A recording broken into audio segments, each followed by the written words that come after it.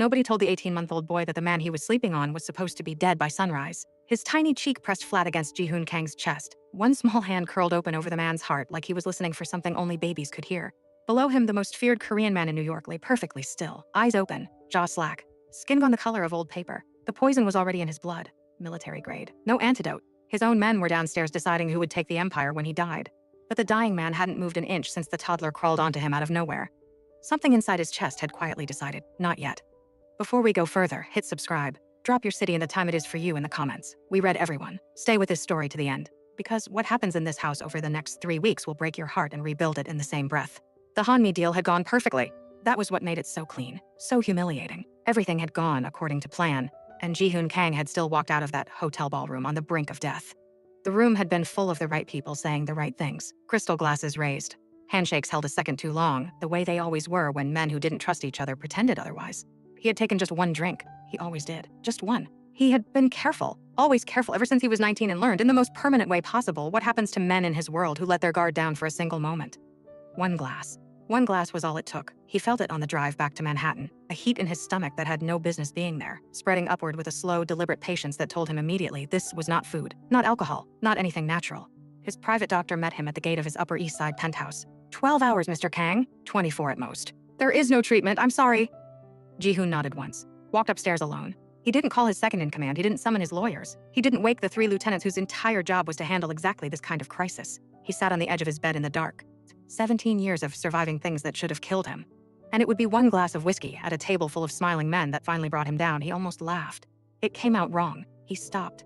3 floors below, a young black woman named Aisha Williams was mopping the marble at 11:15 at night. She had not gone home. She rarely did anymore. There wasn't much waiting for her in her small Brooklyn apartment except memories she couldn't outrun. She paused by the window, looked out at Manhattan blurring through the rain, and the memory came the way it always came, uninvited. Brooklyn, 2 years ago, October. Her brother Marcus, 26, 9th grade English teacher at PS 142 in Bed-Stuy. Marcus, who had called her Sis since she was 5. Marcus, who walked to a bodega on Fulton Street at 9 on a Tuesday night to buy a can of Similac for his nephew. He never made it home. A turf war. A stray bullet. 3 of them, actually. Aisha had identified the body. The plastic bag with the formula was still tied to his wrist, like he'd refused to let go of it, even at the end. Down the hall, in the staff bunk room, her son Theo was asleep. He had Marcus's chin, the exact shape of it. She picked up the mop again. At 2:31 in the morning, the lights went out across the entire estate. The backup generators didn't kick in. Somewhere in the basement, a tampered fuse refused to come back online. In the dark of the east wing, a door that had been firmly closed swung slowly open. Ji-hoon heard it before he saw anything. A soft sound, the particular rhythm of someone moving who had no idea they were supposed to be quiet. Then a weight at the foot of his bed. Then a slow, determined crawl upward across the mattress, pausing twice, resuming, until something warm and solid pressed against his left side and stopped moving. Ji-hoon turned his head. The toddler looked back at him with the enormous, unimpressed eyes of someone who had just located a perfectly acceptable sleeping arrangement and saw no reason to explain himself further. Then the boy yawned, a full, jaw-cracking, completely unbothered yawn. He laid his cheek on Ji-hoon's chest, closed his eyes. Ji-hoon stared at the ceiling. The warmth spread. He told himself it was just body heat, simple physics, his nervous system reacting the way any body would in the dark. There was nothing miraculous about it. He was a practical man. He did not believe in signs. He did not believe in mercy. He certainly did not believe the universe occasionally looked down at a dying man and decided, not yet. His heartbeat steadied. The fire in his chest pulled back another degree. He did not move the child. Aisha found them at 2:49. She came through the door fast, her heart in her throat, her eyes already scanning. Then she stopped. Ji-hoon Kang, flat on his back, her son on his chest, both of them breathing. She crossed the room. Reached for Theo. Don't. The word stopped her hand in midair.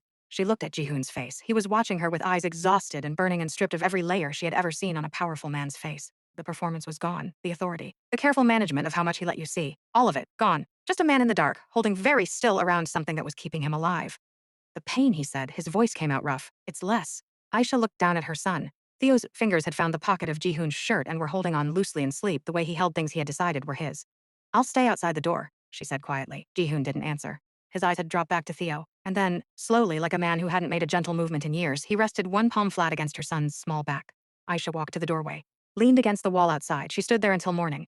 At 6 o'clock, the doctor returned. He checked Ji-hoon's vitals, stared at the monitor for a long, long time. Mr. Kang, the compound levels. This rate of decline, I have never. He stopped. Medically, I cannot explain what happened in this room overnight. Theo was awake now, standing in Ji-hoon's lap on unsteady legs, both fists locked in the man's collar, babbling with the conviction of someone making an extremely important point. Ji-hoon looked at the boy the way a man looks at something he doesn't have the vocabulary for yet. In the corridor, the doctor passed Aisha, still leaning against the wall. He's going to live, he said. Aisha held his gaze. Good, she said it the right way. Warm, relieved. She was very good at saying things the right way. Ji-hoon did not tell anyone what had happened in that room. Not Ryu Seok, his second in command, who appeared at his door at 7, with the careful face of a man who had spent the night preparing to take over. Not the 3 lieutenants who filed in by 8, with the energy of men caught mid-betrayal by someone's inconvenient survival. He sat at the head of the long table in yesterday's shirt and told them the antidote had worked.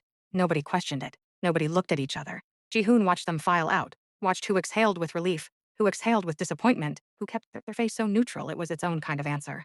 He had one name by the time they reached the stairs. Park Jae-min. 11 years with the Kang Group, cried at Ji-hoon's mother's funeral. Park had also gone too still when Ji-hoon walked into that sitting room alive.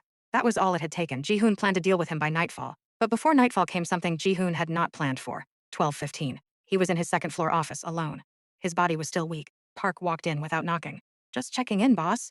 After last night, I wanted to see you with my own eyes." "Sit down, Park." Park did not sit. He took 2 steps closer, his right hand drifting toward the small of his back. Ji-hoon was just registering the angle when the crash came, from the corridor. The unmistakable sound of something heavy hitting marble. Park's head snapped toward the door, half a second.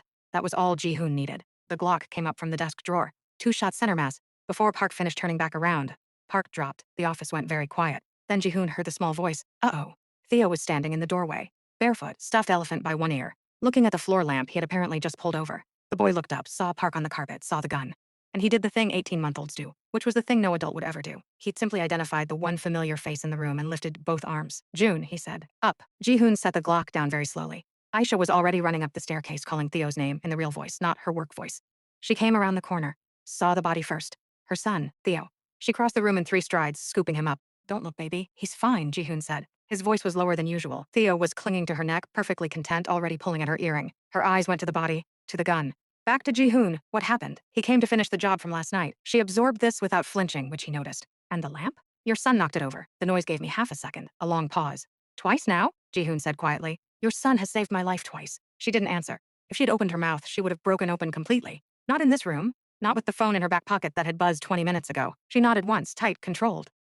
Ji-hoon stood up from the desk. "I need you and Theo out of the staff quarters. Tonight, the West Wing has a guest suite. It locks from the inside, until I find out who Park was working with."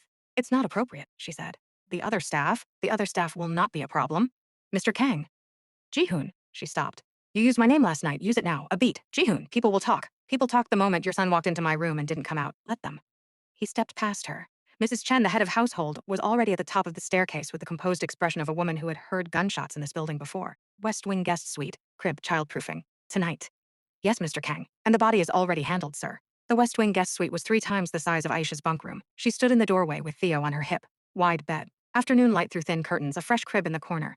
Theo squirmed down and toddled across the floor, delighted by the echo. She sat on the edge of the bed. She had not intended to sleep in this house. She had not intended a great many things that were currently happening. She took the phone out. The message was from a contact saved under 2 letters. "DP heard about the incident. Park Jae-min, mid-level. Are you all right?" Aisha stared at it for a long time.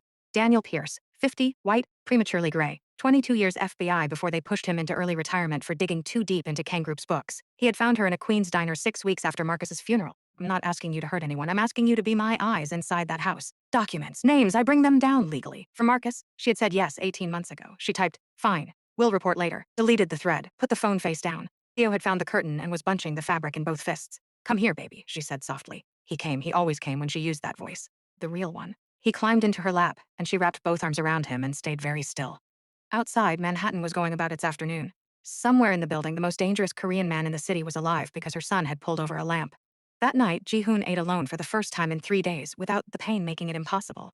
He thought about the boy's face in the office doorway. The complete absence of fear. The arms going up, like the world was simple. At 8:47, he sent a message to Mrs. Chen. The message for proper crib upgrade, child-proofing locks. Standing authorization for Aisha to access the kitchen during off hours so Theo could eat a real breakfast whenever he woke up.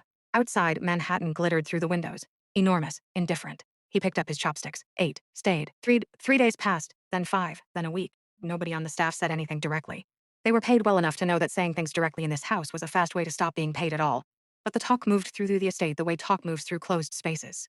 In glances. In pauses before answers. The West Wing corridor, unused for years, was now somewhere Ji-hoon Kang walked in the evenings. Slowly, without apparent destination. Ji-hoon, who had not been observed to smile in recent memory, had been seen twice now crouching on the corridor floor in his $5,000 suit, doing something with a bottle cap and a toddler that looked, from a distance, almost like a game. The staff said nothing, but they noticed. And somewhere in the quiet pulse of the building, something was beginning to shift. Theo learned Ji-hoon's name in his own way. which was to say he didn't learn it at all and instead assigned him a new one. It happened on a Tuesday. Aisha was finishing the windows in the east wing when she heard it. Theo's voice from around the corner.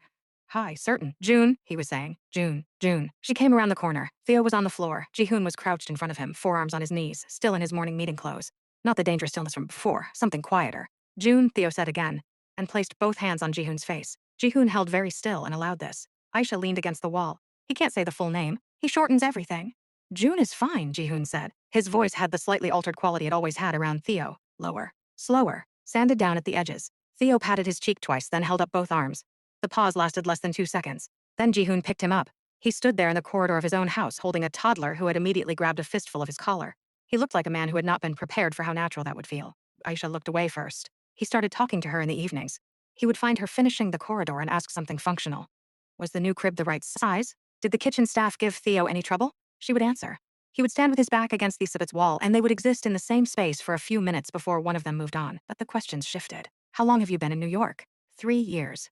Lagos. Then London for a year. Then here. That's a long way. It is. He was quiet for a moment. Why New York? Work. And I wanted somewhere that felt different from everything before. He accepted that. He didn't push. Most people pushed. The implicit question, the one that was really about Theo's father and why she was alone, the things that made people feel entitled to a woman's history. Jihoon didn't ask. He just nodded once. She filed that away. She filed everything away. You? She said. The question came from somewhere that wasn't the plan. Did you always want this? No, he said. Just the one word, but the weight of it was enormous. I wanted something else when I was young enough to want things. What happened to it? He pushed off from the wall. Same thing that happens to most things. Someone took it.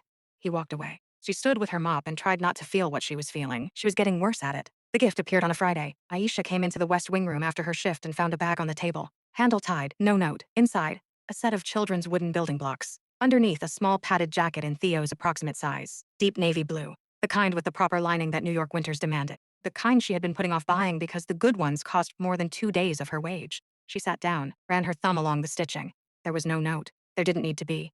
There was only one person in this house who knew Theo's current jacket had a broken zipper she'd been fixing with a safety pin for 2 weeks. Because Ji-hoon had noticed. The quick downward glance one morning, the slight tightening around his eyes. She had not expected him to do anything about it. Her phone buzzed. DP 2 weeks since your last update. Are you compromised? The memory came uninvited. A Queen's diner. Daniel sliding a folder across the table. Photographs of Marcus on the sidewalk. I'm not asking you to hurt anyone. I'm asking you to be my eyes. She had said yes. Some nights, in the months that followed, the part of her that was not a good person had wanted more than documents. She had thought about what it would feel like for him to lose something the way she had lost something. She had told herself it was just a thought. She typed not compromised, slow-weeded, put the phone away. Theo was on the floor stacking the new blocks. June, he said to himself, placing a red block on a yellow one with immense satisfaction. Aisha closed her eyes. The fever came on a Sunday night. It came fast, the way toddler fevers always do. One moment, Theo was fine. The next, he was heavy and glassy-eyed in her arms, his small body radiating heat that had no business being that intense. 39.4. High, but not emergency high. She had children's acetaminophen in her bag. She knew what to do. What she did not have at 10 o'clock at night in the wing of a Korean Maya boss's penthouse was anyone. She was sitting on the floor with his head in her lap when the door opened. Ji-hoon stood in the doorway in a dark shirt, sleeves rolled. He took in the scene. The thermometer on the carpet, the medicine bottle in her hand. He didn't say anything. Came in, sat on the floor across from her, put the back of his hand against Theo's forehead. Theo looked up at him. June, he said miserably. I know Theo. He stayed. He stayed for 2 hours. He didn't make a spectacle of his presence. He just sat against the side of the bed while Theo's fever crept down toward manageable, handing her the cloth when she needed a fresh one, saying low quiet things in Korean to Theo when the child stirred. At midnight, Theo finally slept the deep kind of sleep, his breathing even, his face cooler under her palm. The room was very quiet. You didn't have to stay, she said softly. I know. She looked at him. Across the sleeping child between them, she looked at him properly, the way she almost never let herself. His face in the low light was open in the way it only got in this room, with this child, the armor completely down. Ji-hoon, she said. His name, not Mr. Kang. For the first time, she watched what it did to his face. The brief, involuntary stillness of it, like a key turning somewhere. You both make me want to live, he said. Low, rough, the words of a man who had not said anything true out loud in a very long time. I don't know what to do with that. Aisha held his gaze for one long, devastating moment. Then she looked down at Theo, at his sleeping face, at the tiny hand curled under his chin. She felt the thing she had been refusing to feel move through her chest like a current. Warm and terrible. Neither do I, she said. She meant it. That was the problem. She meant it from the part of her with nothing to do with plans. It would make everything harder. Ryu Seok came to him on a Wednesday with the careful face that meant bad news delivered tactfully. The men are talking about the maid and the child. Ji-hoon didn't look up. Men always talk. Shin's people have noticed they're reading it as vulnerability. Let them read it. Ji-hoon. Ryu Seok almost never used his name without a title. Shin already tried to kill you once. If he believes you have someone worth targeting, he'll move against them directly. Jihoon set the document down, and I'll finish what he started. I've been waiting for a reason. And the woman, the child. You can't promise Theo won't get caught in it. I said he won't get the chance. There was a long pause. Ryu Seok looked at his boss. The absolute stillness of him, the certainty. This wasn't strategy. This was something older than strategy. Understood. He left without saying what he was thinking, which was that in 20 years he had never seen Jihoon Kang make a promise like that. Jihoon told Aisha that night. He came to the West Wing after 9 and knocked, which he had never done before. She opened the door with Theo asleep behind her. There are people who will try to use you, to get to me. Is this about the man who poisoned you? Partially. The other part is that you're here, and I'm not willing to be careless about that. If I move to the secure floor, what does that mean? He crossed the distance between them in 3 steps, stopped close enough that the careful professional distance she had maintained for weeks was simply no longer possible. It means I'm done pretending I'm not afraid of something happening to you. You and Theo are not staff to me anymore. You haven't been for a while. I think you know that. She thought about the phone in her bag. The contact saved as 2 letters. I know, she said quietly. He reached up. His hand came to the side of her face. His thumb traced once along her cheekbone, the gentlest thing she had ever seen him do. Whatever this is, I'm not afraid of it. You should be, she whispered. She hadn't meant to say it. His hands stilled. His eyes were searching hers. I just mean, be careful. After everything. She stepped back. He looked at her a moment longer. Something in his face settled. I'll have the room prepared tonight. The secure floor was on the 3rd level. Mrs. Chen brought her up Friday morning. The room was larger than anything Aisha had lived in, ever. Floor-to-ceiling windows, a proper kitchen alcove, a separate sleeping area for Theo with a new crib already fitted, books at toddler height, a mobile turning slowly above the crib that threw small colored lights across the ceiling. Theo walked in, turned in a full circle, and said, "Whoa." Mrs. Chen permitted herself the smallest possible smile. Mr. Kang asked that you have everything you need. If anything is missing, you tell me directly, not the general staff line.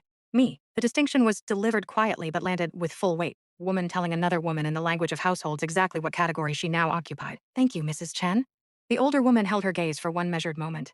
Recognition. She nodded once and left. The first sign came 3 days later. Aisha was in the courtyard when she saw the car, dark, unmarked, parked across the service road. That evening, when Jihoon appeared in her doorway, she said without preamble, "Dark sedan, service road behind the east wall. 40 minutes this afternoon. Different plates from this morning, same model." Jihoon went very still. "You saw it this morning too?" "I see most things. How did you know what to look for?"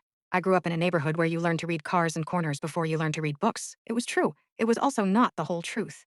He studied her face with the attention of a man who had built a life on reading people. But he didn't push. "Stay off the courtyard until I deal with Shin." "How long?" "Not long." He dealt with it in 4 days. She didn't ask how. On Thursday evening, he came to the secure floor with the loosened quality of someone who had put down a weight. He brought food. That was the thing that undid her. Not the gesture, the specificity. He arrived with containers from a Nigerian restaurant 40 minutes across the city. Egusi soup, fried plantain, jollof rice still warm. "How did you know?" "Mrs. Chen mentioned you hadn't been eating." "I asked why. You asked your head of household why your maid wasn't eating." He looked up at that. "I asked because I wanted to know. Stop calling yourself my maid." They ate on the floor. Jihoon sat with his back against the couch in his work clothes, eating jollof rice from a bowl, redirecting Theo's aggressive approach to the plantain. He looked so completely at ease that Aisha had to look away several times to manage herself. "Tell me something nobody knows." He considered this seriously. "I used to draw when I was young. Architecture, buildings, I had notebooks full of them. What happened to them?" The brief silence told her the answer before he did. "My father burned them. He had a specific idea about what I was for." His voice was even. The evenness itself was the wound. "I stopped drawing after that. Seemed pointless." She thought about a 16-year-old boy watching his notebooks burn, about her own things that had been taken. "You could still draw," she said. He looked at her with an expression she felt in the back of her throat. Maybe. The next morning, Theo sat on the floor with the wax crayons Mrs. Chen had quietly delivered. He drew with concentration, tongue between his teeth, one wobbly circle and 4 straight lines stabbing out of it. He held the paper up. "June! House!" Jihoon took the paper. He looked at the boy. He looked at the drawing. Something in him, something that had been frozen for 22 years, broke open very quietly. He folded the paper, put it inside his jacket close to his chest that night. After the building had gone still, Jihoon opened the bottom drawer of his desk. There was a sketchbook in there. Blank. He had bought it 11 years ago and never opened it. He took out a pencil. His hand was not steady. He drew anyway. He drew until 3 in the morning. A house. Not a penthouse, not an estate. A real house. 2 stories. Garden along one side, a kitchen with windows that opened, a child's room facing east to catch the morning light. In the corner of the page, he taped the Odell drawing, the wobbly circle, the 4 lines. House. He closed the sketchbook, put it back in the drawer. Upstairs, Aisha's phone buzzed. She heard it through her sleep. She did not get up.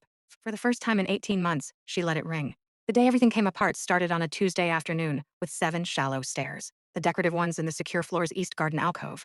Aisha had noticed them when they first moved in. But in the 40 seconds she stepped into the alcove kitchen to turn off the kettle, Theo was fast, and 7 steps were all it took. She heard the sound before she heard him cry. A single sharp crack. Then the silence that was worse than crying, the held breath before the scream. He was at the bottom. On his side, the cry came then. The real one. She had him in her arms before she'd finished crossing the alcove. His left arm was held at an angle that made her stomach drop. Okay, baby, I've got you. She knew what a broken bone looked like in a child. She had learned the hard way years ago. What she was looking at required a hospital. Mrs. Chen appeared in Ji-hoon's office doorway at 3:12. In 19 years of working in this building, her face had remained composed through deaths and arrests. She was not composed now. The child, they've taken him to Mount Sinai. His arm, it appeared serious. Ji-hoon was already standing. He arrived 11 minutes later. He found Aisha in the corridor outside the pediatric emergency bay, her back against the wall, Theo behind a curtain, her arms wrapped around herself in the posture of a woman holding her own skeleton together. She looked up. Something moved across her face. Relief and guilt and something deeper before she looked back at the curtain. Left radius, maybe the elbow, they need imaging? Ji-hoon stood beside her, said nothing. He stood close enough that his arm was against hers. They waited. After 7 minutes, a young doctor appeared with a tablet. For imaging and treatment, we need the father's medical history. He looked between them. Are you? No? Aisha said reflexively. Is there a way to reach him? I don't. She stopped. Ji-hoon felt her go still beside him, a fault line stirring beneath the surface. I don't have contact with him. Her voice had changed. Something underneath was fracturing. I can give you what I know, anything at all. A B negative. There's a clotting disorder on the paternal grandfather's side. Skipped a generation, but worth screening for. And a rare enzyme deficiency that affects how he processes anesthetics. You need to know that before you give him anything. The doctor was typing rapidly. How do you know the paternal family history if you don't have contact? Because I know who his father is. Her voice was barely above a whisper. I just haven't told him. The doctor looked up, made a rapid professional decision to take the information and ask no further questions. I'll flag the anesthetic note immediately. He disappeared back behind the curtain. The corridor was very quiet. Ji-hoon stood completely still. Aisha. His voice came out low. She closed her eyes. A B negative. My grandfather's enzyme deficiency. Not common knowledge. She said nothing. Look at me. She opened her eyes, turned to face him. And in her face, in the exhausted, utterly stripped expression of a woman who had run out of ways to hold something, he saw the answer to every question he hadn't known he was asking. How long? Since before I came here. You knew when you walked through those gates. Yes. The word landed between them like something dropped from a great height. Ji-hoon turned away, walked 3 steps, stopped. He was doing what he always did when something hit the foundation. Going absolutely still. Containing it, except she was witnessing. He turned back around. 2 years ago, there was a woman at the hotel bar. The memory hit him with a clarity it hadn't before. That was you. That was me. You didn't tell me. No. Why? She looked at him steadily, and then she said it. Slowly, 3 weeks after that night, I missed my period. I called the number on the receipt disconnected. By then, I'd seen your name in a Forbes article. I decided I'd raise him alone. A breath.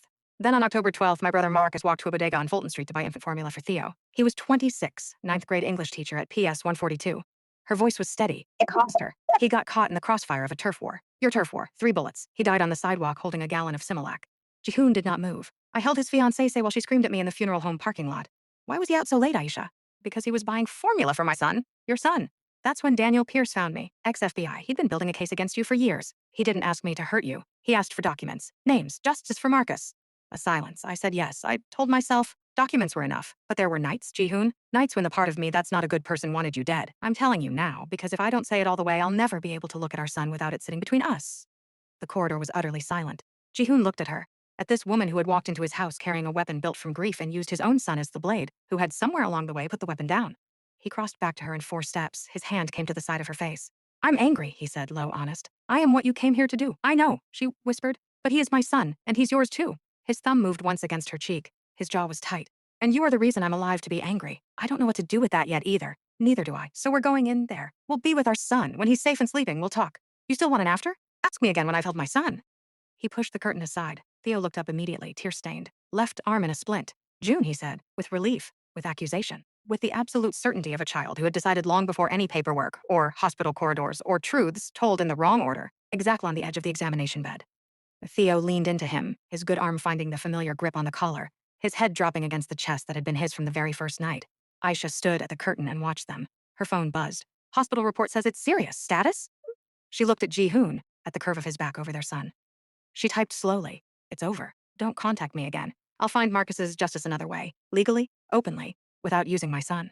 She turned the phone off, walked through the curtain to her family. The attack came on a Thursday night without warning. That was the thing about Shin. He was patient in the way of men who had been underestimated long enough to learn how to use it. He waited until Ji-hoon's attention was divided in exactly the right way, and moved with everything he had at once. Aisha heard it from the secure floor. The sound of the building's ground floor going all at once. Multiple points simultaneously. Coordinated, planned, resourced. She was on her feet before the first shot. Theo was asleep. She checked him once, the deep sleep of a child on pain medication after his cast, and pulled the crib to the interior wall, away from windows, away from the door. Her phone showed nothing. The internal line was dead. She thought for 4 seconds. Then she went into the corridor. She found Ryu Seok on the second floor landing with 2 security men. Get back upstairs. She delivered her refusal in the voice of a woman for whom there was no version of this conversation where she went back upstairs. East Courtyard, they cut the exterior team off. It's not good. She was already moving. The East Courtyard was chaos rendered in shadow and emergency lighting. She slipped through the service door, quick and low. 3 of Shin's men were down already, 2 of Jihoon's. The stone fountain was the only real cover. She found Jihoon in 3 seconds. He was backed against the east wall, one arm hanging awkwardly, his weapon gone. Shin's enforcer was closing the gap, moving with the calm pace of a man who knew the fight was already over. The expression on Jihoon's face in that moment was not fear, it was acceptance. Aisha picked up the weapon on the ground. 3 feet from the service door, she didn't think about it. There was only the enforcer's back and Jihoon's face, and a choice that had stopped being a choice somewhere between a blackout and a plastic cap and a Thursday night on a floor eating jollof rice. She fired once. Low. Clean. The enforcer went down. The courtyard went completely still. Jihoon looked across the space at her, at the weapon in her hands, at the woman standing in his courtyard in the middle of his war, looking back at him with steady eyes and not a single tremor in her grip. The silence lasted 4 full seconds. Then Ryu Seok and his men came through the north gate, and it was over. Afterwards, Jihoon sat on the low wall while the doctor taped his arm. Dislocated shoulder. A cut on his side deeper than it looked. He sat through all of it without making a sound, watching Aisha. She stood apart from everyone, arms wrapped around herself, staring at the ground near where the enforcer had fallen. The doctor finished. Jihoon walked across the courtyard, stopped in front of her. Aisha, look at me. She looked up. Her face was composed, but her eyes were wrong. Too still. You're okay, I know. You saved my life. He looked at her. Where are you? Her jaw tightened. Something cracked behind the careful surface. I came to this house to bring you down, she said. Low, raw. I told myself it was just documents, Daniel's case. But there were nights I wanted you dead, and tonight I just shot a man to keep you alive. Her voice broke. I love you, and I tried to destroy you. I don't know what any of that makes me. Jihoon pulled her in. Not gently, both arms, the taped shoulder protesting and neither of them caring. She went rigid for 1 second, then something in her gave, and she grabbed the front of his destroyed shirt with both fists and pressed her face against his chest. I know what it makes you, he said at last, his voice low and rough but certain. It makes you someone who chose when it mattered. When it was real, you chose. That's all any of us ever are. What we choose when it costs something. She pulled back enough to look at him. I'm sorry. For Theo. For using him. It didn't start real. But it is now. I know. How? Because you went into a courtyard with a gun for me. A woman running a plan doesn't do that. She lets the plan finish. Jihoon stepped back, reached into the pocket of his destroyed shirt. What he pulled out was not a ring. It was a folded piece of paper, soft at the creases. He held it out. She took it, unfolded it. It was a drawing, architectural, detailed and precise. A house, she realized, not a mansion, not a penthouse. A real house in the Hudson Valley. 2 stories, garden along one side, a children's room with low east-facing windows. In the bottom right corner, taped down carefully, was Theo's drawing. The wobbly circle, the 4 straight lines, house. She looked up at him. He gave me that 3 weeks ago, told me house. I started drawing again that night, first time in 22 years. He gave me back something I lost when I was 16. I want to spend my life trying to repay that. He looked at her with the stripped, unarmored expression she had first seen the night Theo crawled onto his chest. I want you. I want our son. I want to build something that isn't built on what I inherited. And I want to find the men who killed Marcus, not for you, because it's owed. Aisha held the drawing, felt the paper under her fingers. Ask me the question. Now. He took 1 step closer. His good hand came up to the side of her face. Stay, he said. Marry me. The word landed in the courtyard like something alive. Aisha looked at him. The drawing was in her hands. Her son was upstairs asleep. Manhattan blazed beyond the walls. She looked at Jihoon's face. At the question on it, raw and real and waiting. At the man who had drawn her a home with east-facing windows before she'd even decided to stay. Yes. Just 1 word, but the weight of it was enormous. The whole structure of everything she had carried for 2 years finally laid down. Jihoon closed his eyes for 1 long moment. When he opened them, something in his face had changed. The terrifying hope of a man who had survived poisoning and betrayal and a lifetime of chosen emptiness, and had just been answered. He pulled her in, forehead to forehead, the drawing pressed gently between them.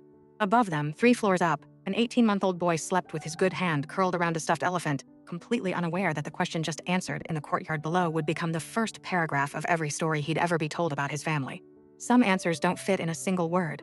Some answers are something you build, room by room, year by year, with the people who chose you when it cost them everything. The story ends here. But before you go, the storyteller has 3 things to ask you. First, which moment in this story landed hardest? Was it the night Theo crawled onto a dying man's chest and saved a life he didn't yet know was his father's? Was it the morning a toddler held up a wobbly drawing and said, house, and gave a 16-year-old boy back the dream his father had burned? Or was it the courtyard, where a woman who came to destroy a man chose in 1 single second to save him instead? Second, if you were Aisha, standing in that courtyard, you're between a brother she lost and a man she shouldn't love but does, would you have stayed? Would you have said yes, or would you have walked away? Third, and this is the one we read every comment for, drop your city and the time it is for you right now in the comments below. We want to know who's on the other side of this screen. We see you. You're not alone. Here's what this story believes. We are not the worst thing we have ever thought about doing. We are what we choose when it costs us something. And sometimes salvation doesn't come through sermons or grand gestures. It comes through a tiny hand laid over a dying heart, or a child's wobbly drawing of a house given to a man who had stopped believing he was allowed to want one. If this story moved you, hit like, share it with someone who needs to hear that it's never too late to put the weapon down, and subscribe so you don't miss the next one. Thank you for staying all the way to the end.